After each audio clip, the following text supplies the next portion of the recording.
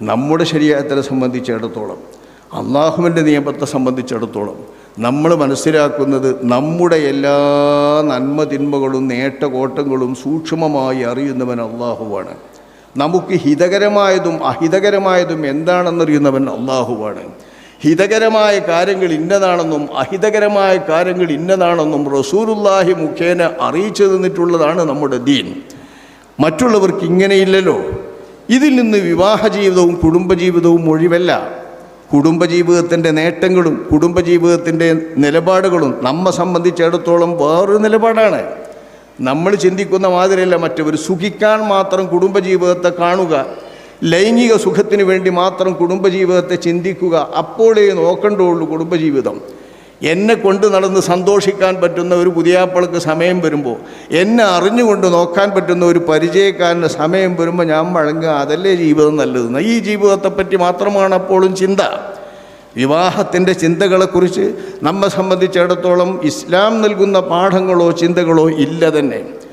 വൈവാഹിക ജീവിതം എന്ന് പറയുന്നതും നമ്മുടെ ജീവിതത്തിലെ ഒരു അമലാണ്, കർമ്മമാണ്, പരലോകത്തിന് വേണ്ടിയുള്ള കർമ്മമാണ്. മറ്റാർക്കും ഇങ്ങനെയില്ല, ഒരു മതക്കാർക്കും ഇങ്ങനെയില്ല. നമ്മൾ പഠിക്കുന്നത് എന്താ? മൻ തസവ്വജ ബിംറഅത്തിൻ ഫഖദ് ഇസ്തക്മല നിസ്ഫദ്ദീൻ, മൻ തസവ്വജ ബിംറഅത്തിൻ ഫഖദ് അഹ്റസ സുലുസൈദീനി. നമ്മൾ നിക്കാഹിൻ്റെ ഖുതുബകളിലൊക്കെ കേൾക്കുന്നത് ഇങ്ങനത്തെ ഹദീസുകളാണ്. മൻ തസവ്വജ ബിംറഅത്തിൻ ഫഖദ് അഹ്റസ സുലുസൈദീനി. അവൻ്റെ ദീനിൻ്റെ 2/3 ഭാഗവും ഈ നിക്കാഹ് കൊണ്ട് തന്നെ അവൻ കാത്തു സംരക്ഷിച്ചു. ഫഖദ് ഇസ്തക്മല നിസ്ഫദ്ദീൻ, കുറച്ചും കൂടി ബലപ്പെട്ട റിപ്പോർട്ട് അതാണ്. ഫഖദ് ഇസ്തക്മല നിസ്ഫദ്ദീൻ, ദീനിൻ്റെ പാതി ഭാഗം അവൻ സമ്പൂർണ്ണമാക്കി. ഒരു നിക്കാഹ് കഴിഞ്ഞാൽ ആണും പെണ്ണും ദീനിൻ്റെ പാതിയെ സമ്പാദിക്കുകയാണ്. നമ്മുടെ ദീനിൻ്റെ പാതിയാണ് നമ്മുടെ സഹധർമ്മിണിമാർ. നമ്മുടെ സഹധർമ്മിണിമാരുടെ ജീവിതത്തിൻ്റെ പാതിയാണ് നമ്മൾ.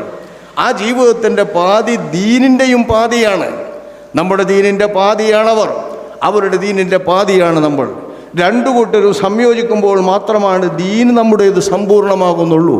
അപ്പം നമ്മുടെ ദീനിൻ്റെ ഭാഗമാണ് നമുക്ക് നിക്കാഹ്. എല്ലാവരുടെയും പോലെയല്ല നമ്മൾ. നമ്മുടെ സഹധർമ്മിണിമാരുമായി ശൃംഗരിക്കുന്നതിനും അവരുമായി ലൈംഗിക ബന്ധത്തിലേർപ്പെടുന്നതിന് മാത്രമല്ല, അവരുമായി സാധാരണഗതിയിൽ ദമ്പതിമാരെന്ന നിലക്കുള്ള എന്തൊരു സുന്ദര പെരുമാറ്റങ്ങൾ പെരുമാറുന്നതും അള്ളാഹുവെങ്കിൽ പരലോകത്ത് പുണ്യമായി ലഭിക്കുന്ന പ്രതിഫലാർഹമായ കർമ്മമായി രേഖപ്പെടുത്തുന്നതാണ് നമ്മുടെ ദീൻ. അല്ലാഹുവിൻ്റെ റസൂൽ ഇതിനെ ഇത് പ്രത്യേകം പറയുന്നുണ്ടല്ലോ. നിന്റെ കെട്ടിയോരുടെ വായിലേക്ക് നീ സൗകര്യപൂർവ്വം സന്തോഷപൂർവ്വം ആസ്വാദനത്തിന് വേണ്ടി നിനക്ക് കൂടി ആസ്വദിക്കാൻ നീ വെച്ചു കൊടുക്കുന്നത്, നീ കടിച്ചെടുത്ത് തന്നെ കടിക്കാൻ വേണ്ടി വെച്ചു കൊടുക്കുന്നത്, രണ്ടുപേരും കൂടി ഒരു ഫുഡ്സ് കഴിക്കുകയാണെങ്കിൽ ആ ഫുഡ്സിൽ നിന്ന് നീ കഴിച്ചത് തന്നെ അവരെയും അവർ കഴിച്ചത് തന്നെ നീയും കഴിക്കുകയാണെങ്കിൽ അത് സന്തോഷപൂർവ്വം നിങ്ങൾ ചെയ്യുമ്പോൾ അത് വലിയ പുണ്യമാണ്, സദഖയാകുന്നു എന്ന് അഷ്റഫുൽ ഖൽഖ് സ്വല്ലല്ലാഹു അലൈഹി വസല്ലം തങ്ങൾ പഠിപ്പിക്കുന്നു. നിങ്ങളോട് സഹധർമ്മിണിമാർ ചിരിക്കുന്നതും നിങ്ങൾ സഹധർമ്മിണിമാരെ സന്തോഷിപ്പിക്കാൻ ചിരിക്കുന്നതും പുണ്യകർമ്മമാണെന്ന് അല്ലാഹുവിൻ്റെ റസൂൽ പഠിപ്പിക്കുന്നു. ജീവിതത്തിൽ നമ്മൾ ആസ്വദിക്കുന്നത് മുഴുവൻ പുണ്യകർമ്മമാണ്. ഒരു പുണ്യകർമ്മത്തിൻ്റെ വ്യവസ്ഥ അതിനുണ്ട് എന്നർത്ഥം. ഒരു പുണ്യകർമ്മത്തിൻ്റെ രൂപം അതിനുണ്ട് എന്നർത്ഥം. എല്ലാം പുണ്യകർമ്മമാക്കാൻ വേണ്ടി വിധിക്കപ്പെട്ടിരിക്കുന്ന നമ്മൾ എല്ലാം പുണ്യകർമ്മമാകുന്നതിന് വേണ്ടി പരിശ്രമിക്കേണ്ട നമ്മൾ പുണ്യകർമ്മം ചെയ്യുന്ന രീതിയിലേ അത് ചെയ്യാനും പാടുള്ളൂ. ഇഖ്റ ബിസ്മി റബ്ബിക്കല്ലദീ ഖലഖ് എന്ന് പറഞ്ഞില്ലേ, ബിസ്മി ചൊല്ലി വായിക്കണമെന്ന്. ബിസ്മി ചൊല്ലി വായിക്കണം എന്ന് പറഞ്ഞാൽ തോന്നിയാസം വായിക്കാൻ ബിസ്മി ചൊല്ലാണോ എന്ന് അതിൻ്റെ അർത്ഥം അല്ല. തോന്നിയാസം വായിക്കാൻ ബിസ്മി ചൊല്ലിയാൽ ഹറാമാ. പാടില്ലാത്ത വായിക്കാൻ വേണ്ടിയിട്ട് നമ്മൾ ബിസ്മില്ലാഹിർ റഹ്മാനിർ റഹീം എന്ന് കണ്ടത് നമ്മൾ ചൊല്ലുകയാണെങ്കിൽ ഇത് ഹറാമാ.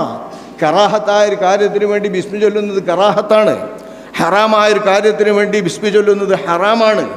അതുപോലെ തന്നെയാണ് പുണ്യം കിട്ടാൻ വേണ്ടിയിട്ട് നമ്മളൊരു കർമ്മം ചെയ്യുമ്പോൾ ആ പുണ്യകർമ്മം പുണ്യകർമ്മമായി ചെയ്യാൻ പറ്റുന്നതേ നമ്മൾ ചെയ്യാവൂ. ആ രീതിയിലേ നമ്മൾ ചെയ്യുന്നുള്ളൂ. ഒരു തെറ്റായ കർമ്മമാണെന്ന് ബോധ്യപ്പെട്ടിട്ടുള്ളതിനെ നമ്മൾ പുണ്യകർമ്മമായി വിചാരിക്കാൻ പാടില്ലല്ലോ. ഈമാൻ തന്നെ തെറ്റിപ്പോകും ചിലപ്പോൾ തെറ്റായൊരു കർമ്മത്തെ പുണ്യകർമ്മമായി വിചാരിച്ചാൽ. അപ്പം ജീവിതമാസകലം പുണ്യകർമ്മമായി വിശ്വസിക്കുന്ന ഒരു കൂട്ടർ, പഠിപ്പിക്കപ്പെട്ട ഒരു കൂട്ടർ, എല്ലാറ്റിലും പുണ്യമുണ്ടെന്ന് പഠിപ്പിക്കപ്പെട്ട ഒരു കൂട്ടർ, അതാണ് നമ്മൾ. വല്ലാത്തൊരു കാര്യമാണ്. ദുരിതം വന്നാൽ പുണ്യം, ആപത്ത് വന്നാൽ പുണ്യം, സന്തോഷം വന്നാൽ പുണ്യം, എന്ത് രോഗം വന്നാലും പുണ്യം, എല്ലാറ്റിലും പുണ്യം. അജബല്ലിൽ മൂമിൻ ഇന്നഹു ലയൂജറു ഫീ കുല്ലി ഷൈ. എല്ലാറ്റിലും പുണ്യം കിട്ടുന്നില്ലല്ലോ വിശ്വാസിക്ക്. വല്ലാത്തൊരു കൗതുകകരമാണ്, സന്തോഷകരമാണ് വിശ്വാസിയുടെ ജീവിതം എന്ന് അഷ്റഫുൽ ഖൽഖ് സ്വല്ലല്ലാഹു അലൈഹി വസല്ലമ തങ്ങൾ പറഞ്ഞ ആ ജീവിതമാണ് വിശ്വാസിയുടെ ജീവിതം. നമ്മുടെ സഹോദരിമാരുടെ ജീവിതവും അങ്ങനെയാകണം, നമ്മുടെ ജീവിതവും അങ്ങനെയാകണം. കല്യാണം കഴിച്ചവരുടെ ജീവിതവും അങ്ങനെയാകണം, കല്യാണം കഴിക്കാത്തവരുടെ ജീവിതവും അങ്ങനെയാകണം. എന്തിലും കൂലി, എന്തിലും പ്രതിഫലം. ഇങ്ങനെ വാഗ്ദാനം ചെയ്യപ്പെട്ട, വാക്ക് നൽകപ്പെട്ട ഒരു സമൂഹം വേറെയുണ്ടോ?